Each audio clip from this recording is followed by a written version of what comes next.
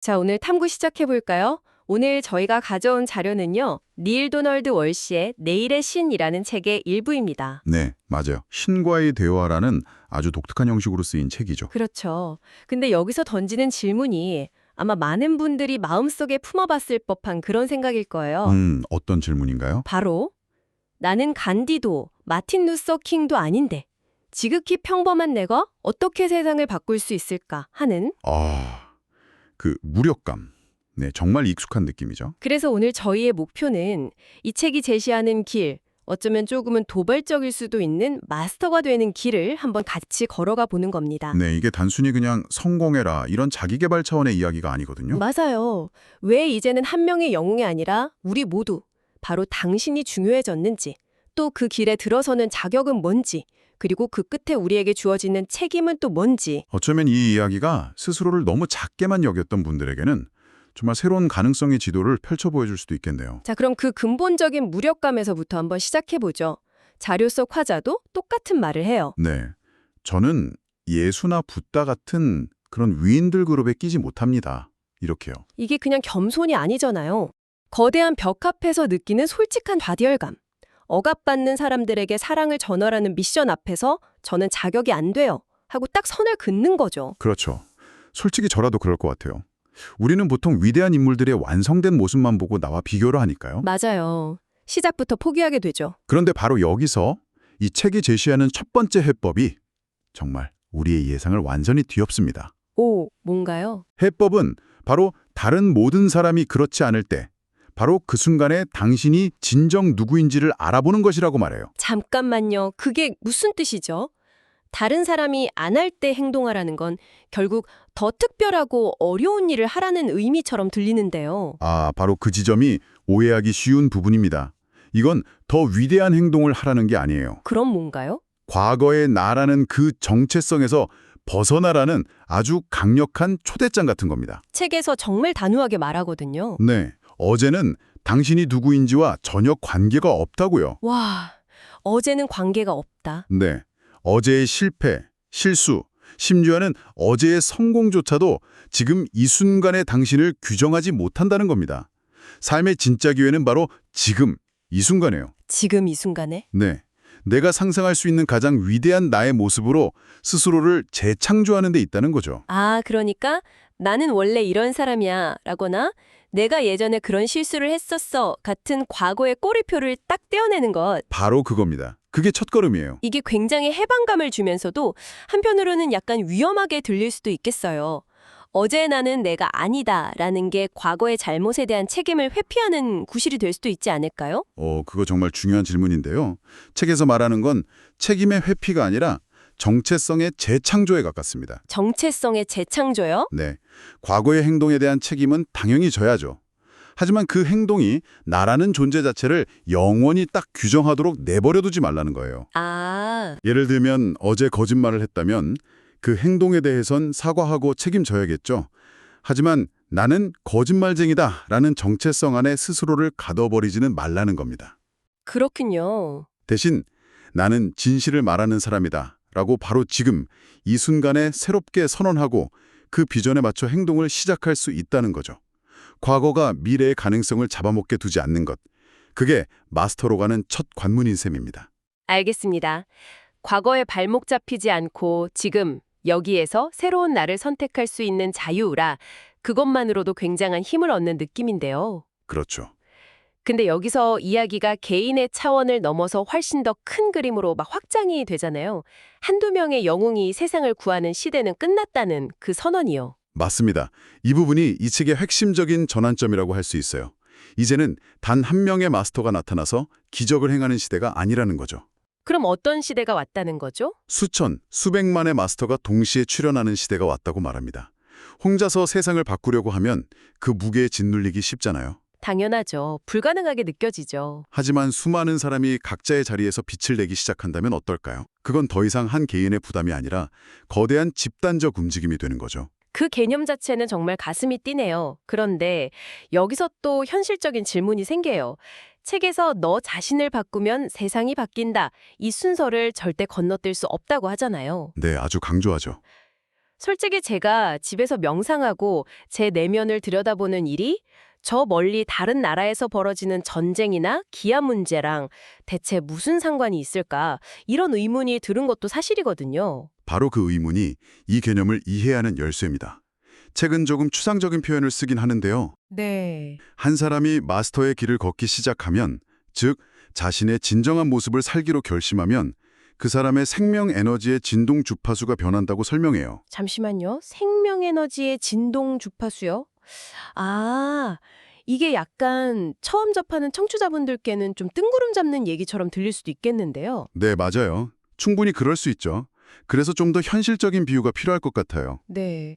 예를 들면 뭐가 있을까요? 혹시 어떤 모임에 들어갔을 때 유난히 밝고 긍정적인 한 사람 때문에 전체 분위기가 확 살아나는 경험 해보신 적 있으세요? 아, 네, 있죠. 그 사람은 가만히 있는데도 주변이 밝아지는 느낌? 정확합니다. 바로 그거예요. 그 사람은 막 소리를 지르거나 특별한 행동을 하지 않아도 그 존재 자체만으로 주변에 영향을 미치잖아요. 그렇죠. 책에서 말하는 개념이 그것의 확장판이라고 볼 수 있습니다. 당신은 세상이라는 거대한 유기체의 일부기 때문에 당신 내면의 변화가 보이지 않는 파동처럼 전체 시스템에 영향을 미친다는 겁니다. 아, 잔잔한 호수에 잉크 한 방울 떨어뜨리는 것처럼요. 네, 완벽한 비유입니다. 아주 서서히 전체로 퍼져나가듯이요. 그래서 당신의 변화는 결코 당신 한 사람한테만 머무는 사적인 사건이 아니라는 거죠. 그럼 공적인 사건이라는 건가요? 그렇습니다. 인류 전체 의식 변화에 기여하는 공적인 협업이라는 겁니다. 와, 내면의 변화가 거대한 협업의 시작이다. 이 관점은 정말 새롭네요. 네, 내가 무력하게 느껴질 때조차 사실은 보이지 않는 방식으로 전체에 기여하고 있다는 뜻이니까요. 좋습니다. 자, 그렇다면 이 거대한 협업에 참여하기 위한 자격은 뭘까요? 마스터라는 단어 자체가 주는 무게감 때문에 저는 막 엄청난 지식이나 수년간의 고행 같은 걸 떠올리게 되는데요. 우리 대부분이 아마 그렇게 생각할 거예요. 하지만 책이 제시하는 자격 요건은 딱 하나뿐입니다. 단 하나요? 네, 그리고 그 답을 아주 충격적이고 강렬한 비유를 통해서 보여주죠. 아, 바로 그 구루와 제자 이야기. 저 이 부분 읽으면서 정말 깜짝 놀랐습니다. 그렇죠. 제자가 마스터가 되는 법을 가르쳐달라고 하니까 구루가 갑자기 제자 머리를 연못 물속에 그냥 확 쳐박아 버리잖아요. 네, 정말 극단적인 상황이죠. 제자는 당연히 살기 위해서 필사적으로 몸부림을 칩니다. 처음엔 당황하다가 숨이 막혀오면서 이성적인 생각은 다 사라지고 오직 살아야 한다는 본능적인 갈망만 넘게 되죠. 그러다 결국 자신한테 그런 힘이 있는 줄도 몰랐던 폭발적인 힘으로 구르를 뿌리치고 물 밖으로 튀어나오잖아요. 정말 숨막히는 장면이에요. 그렇게 헐떡이는 제자에게 구루가 조용히 던지는 그 한마디가 핵심이죠. 맞습니다. 네가 방금 물 밖으로 나오고 싶었던 만큼 필사적으로 마스터의 길에 들어서길 원한다면 그때가 바로 여정을 시작할 준비가 된 때다. 와, 이게 정말 강력한 메시지죠. 마스터의 자격은 지식도, 재능도, 과거의 업적도 아니라는 거예요. 그럼 뭔가요? 바로 그 필사적인 소망 하나, 다른 모든 생각을 압도하는 단 하나의 간절함.